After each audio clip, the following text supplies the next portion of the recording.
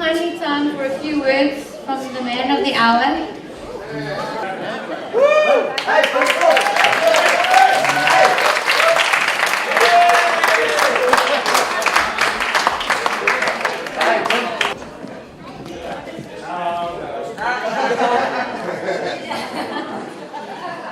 Anyway.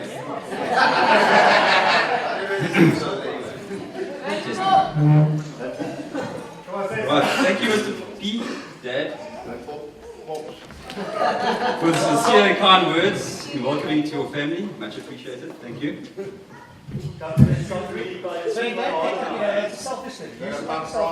your pass cleared up?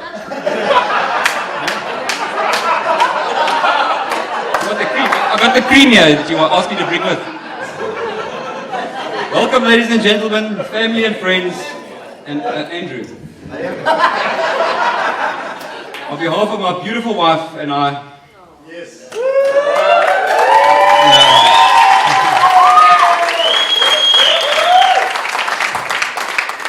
We would like to thank everyone for being here today and to share and celebrate our special day with us. Many of you have travelled a very long way to be here today, from Johannesburg, Pretoria, Queenstown, Ida, Cape Town, Zambia, London, the Bahamas, Australia, and of course I'm Australian. So we're digging my pockets again. Alright. We hope you're enjoying your day so far, and thank you for the wonderful gifts. We have been blown away by your generosity. There are going to be a number of toasts in this speech, so please make sure that your glasses are full, as my aim is to get you so pickled that you can't remember anything Andrew says later.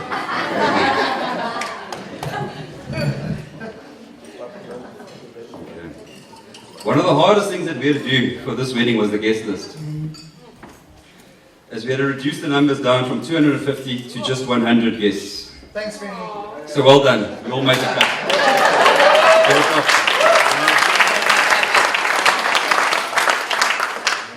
Now this stunning reception is the result of the time I got down on one knee, then both knees, and popped the question, Uncle Les, can you help pay for this wedding?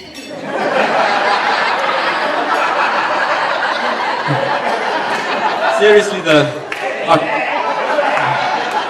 I can't thank my new mom and pops enough for their kind generosity and all that they have done in making this wonderful day possible. Thank you very much.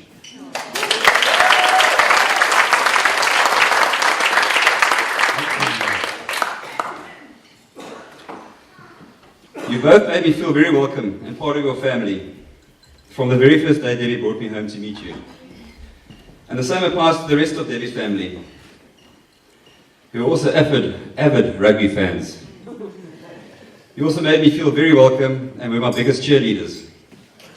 However, I soon came to realize this is mainly because you were hoping to raise the average height of the Foot family by at least another foot. You're welcome. Now, many of you already know I come from a small, fragmented family, and it warms my heart to now be part of a large, gregarious, caring, fun-loving family, and I'm honoured and very proud to be part of your family.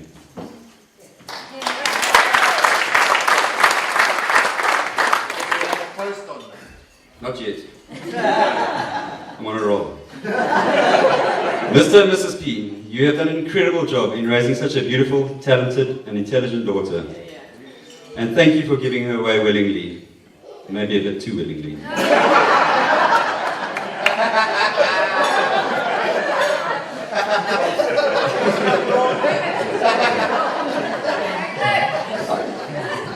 I really could not have asked for better in-laws. And you can trust me when I say that I'll always love and protect your wonderful daughter. Yes.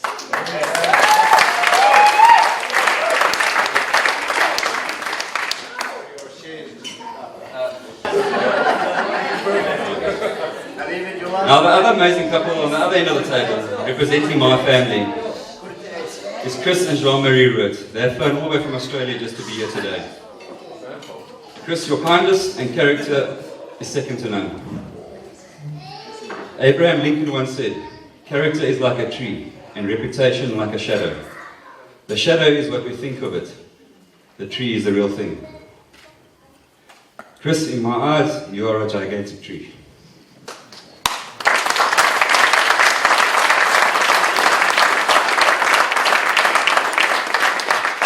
You are the real deal, and I have the utmost respect for you, and you continue to amaze me. Thank you for all that you have done for me. And thank you both for being here today. It really means a lot to me.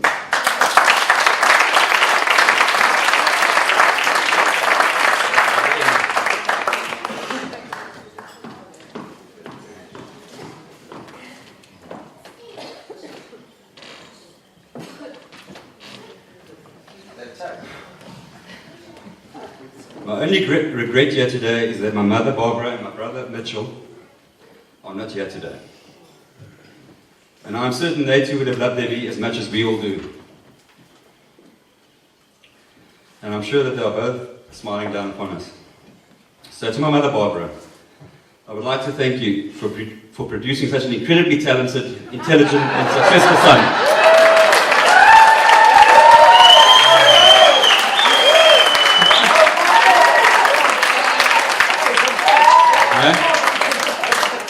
You have taught me many important life lessons and told me to be respectful to women, be loyal, be truthful, be creative, be successful, and above all, be humble. Well, I think I tick all those boxes.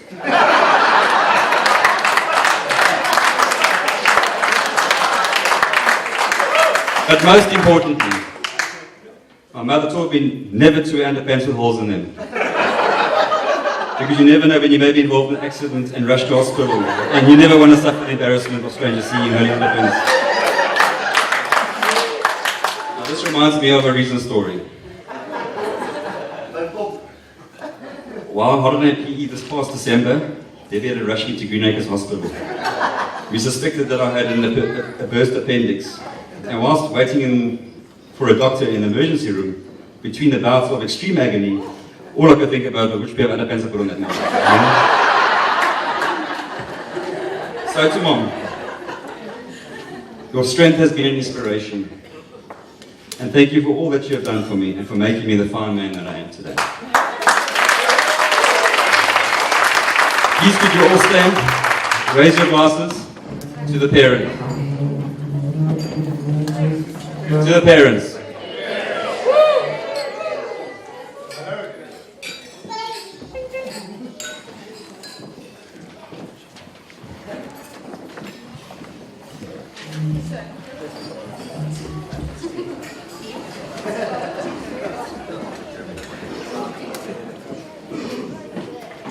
I never thought that I would get married.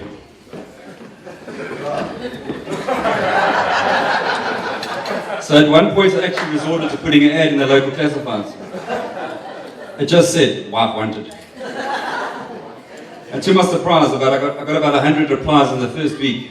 And the funny thing is they all said exactly the same thing. You can have mine.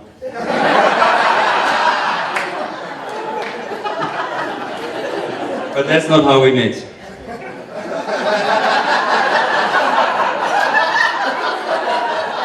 It was about 25 years ago at Einstein's.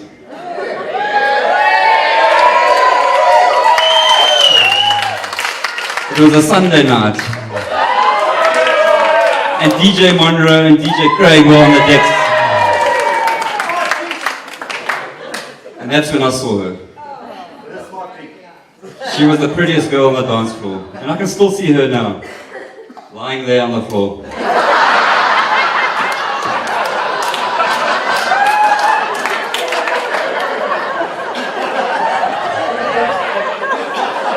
Now, believe it or not, one of us in this relationship can be quite arrogant, stubborn, pig-headed about how things should be done around the house, how the lawn should be mowed. But luckily for me, Debbie has been very patient, open, and most importantly, willing to learn. Now, Debbie, thank you for all that you have done in the preparation of today. Your creativity and attention to detail has been outstanding. And you should take all the credit for what has been an incredible day.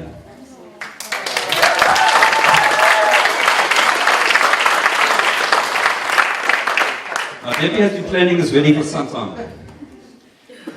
She in fact had most of the aspects decided before I even got down on one knee.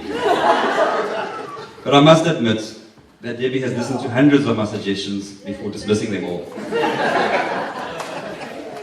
Now to my beautiful wife. I'm sure everyone here will agree how amazing you look today.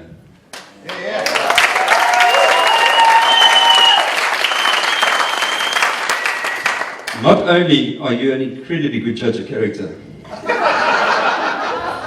but you are the kindest, most generous person that I know. And above all, you have the most beautiful soul of anyone I know.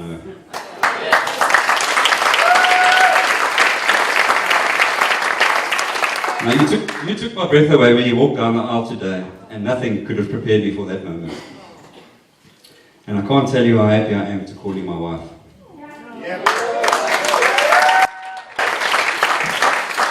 I would like to quote the poet Ray Croft, as his words echo how I feel. I love you, not for what you are, but for what I am when I'm with you.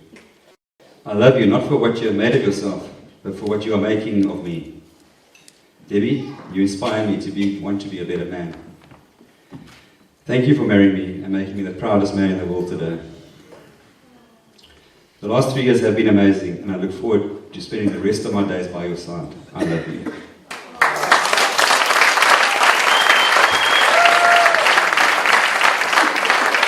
Ladies and gentlemen, if you would please stand, raise your glasses, toast to my wife, Debbie. To Debbie.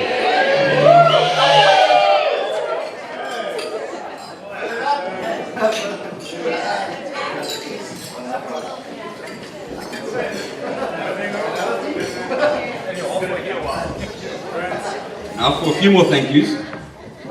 Your glasses full. Pop them up.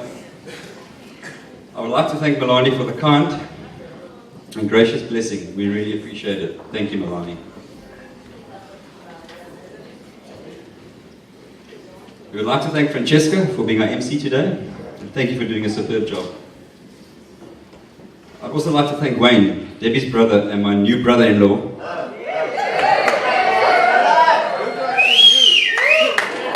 for safely driving Debbie and the bridesmaids to the chapel today. Thank you for not crashing my car. We would also like to thank our ring bearers, Joan, Inga, and our ushers, Caden, Liam, and Bian. That's the best ushering I've ever seen. Thank you. Also a big thank you to our flower girls, Kaylee and Taryn. You both look beautiful today. Thank you. And we would also like to thank Beverly, the owner of this beautiful venue, her staff, and all service providers for putting on this wonderful reception. We will forever be in your debt.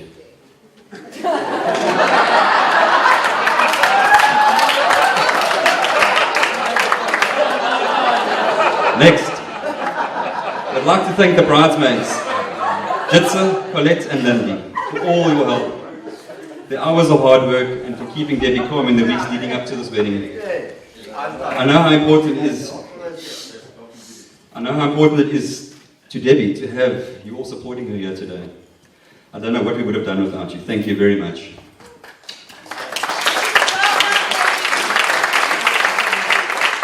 You three ladies are definitely the most beautiful ladies in the room. That's of course after my wife and my mother-in-law. Ladies, could we please stand? Ladies and gentlemen, could we please stand, raise our glasses to the bridesmaids. To the bridesmaids.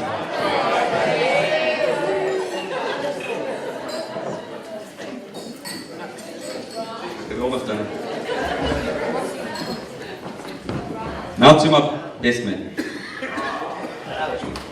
I'm very fortunate not to have one, but three best men. Monet, Andrew, Monet, Andrew, and Sam.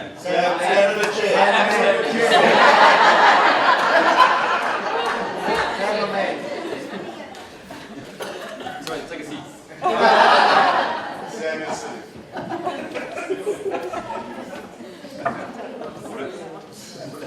Monet, I first met Monet about 25 years ago, working the door as a student, and we trained Kung Fu together for many years. His other hobby at the time was chess. He's a brilliant chess player. Now these two conflicting interests made for a deadly combination. And I knew then that Monet would be a great success, as he's usually 5 steps ahead of most people. Monet, unlike my other two best men, you're the most sensible and level-headed. Although I'm sure your wife Tracy will disagree with that from time to time. You're my oldest and wisest friend, affectionately nicknamed the Oracle.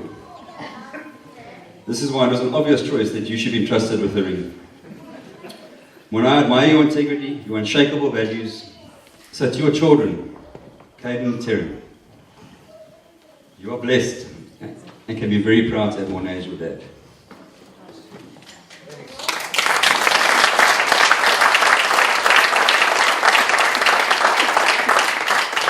Now, whenever I have a very important decision to make, I often consult the Oracle. As I value his honest opinion and I trust his wise advice. So when I told Monet about Debbie and that I wanted to ask her to marry me, his immediate response and very profound words were, "Sven, my friend, you better marry that girl quickly before she wakes up." Thank you, Monet. That was the best advice you've ever given me.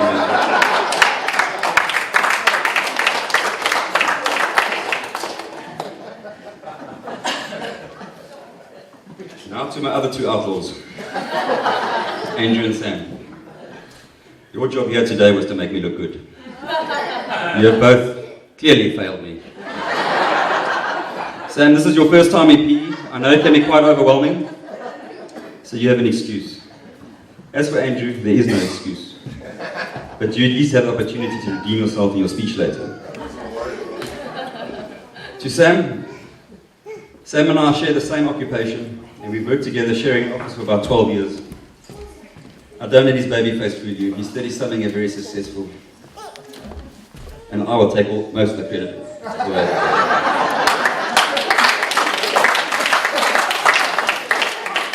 Sam, everyone needs a Sam in their lives. Sam, your positive energy, your can-do attitude is contagious, and you've been a great friend to me through thick and thin, and I know I can always count on you. But I must warn you all. Sam is known to pass out 3 to 4 times in an evening when drinking. Hence his nickname, the Sandman. So just for my own selfish pleasure and personal entertainment tonight, I strategically seated Sam near Andrew and the 4Ds. They're going to take good care of you tonight. To Andrew. Now we all know that Andrew loves to stay out and party all night and hates going home. We also all know that Andrew loves to drink. But what many of you may not know is that his nickname is the Exorcist. This is because when he visits your home, he rids it of all the spirits.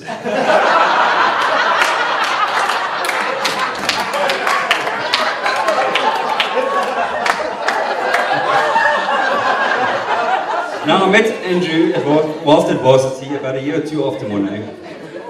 And it wasn't too much longer after that that Andrew said that he wanted to learn Kung Fu. So he came along to train with us. Well, he really struggled with his awkward and poor coordination, but after much determination and many years of practice, he managed to single-handedly butcher our beautiful century-old style and techniques. However, in this time, he accidentally created his own disjointed art form, which we called Drew Poo Foo. Which admittedly, Drew Poo Foo was pretty effective. Jokes aside, Andrew, you're one of a kind, one of the sharpest tools in the shed. And I don't know any other man who lives his life on his own terms quite like you do. And more importantly, I don't know any other man that wears his huge heart on his sleeve like you do. Thank you for your friendship.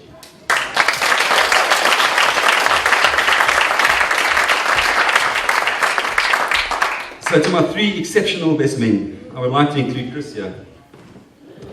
I thank you all for your loyal friendship and being in my corner today. Each one of you is a man amongst men, and I consider you my brothers, my family. Please could you all stand, raise your glasses to the best men. To the best men.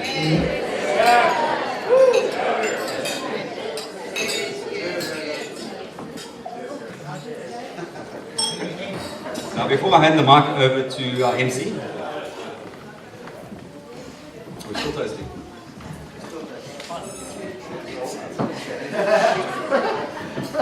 I would just like to conclude in saying that there is an old proverb that says, you can tell a lot about a person by the company that they keep.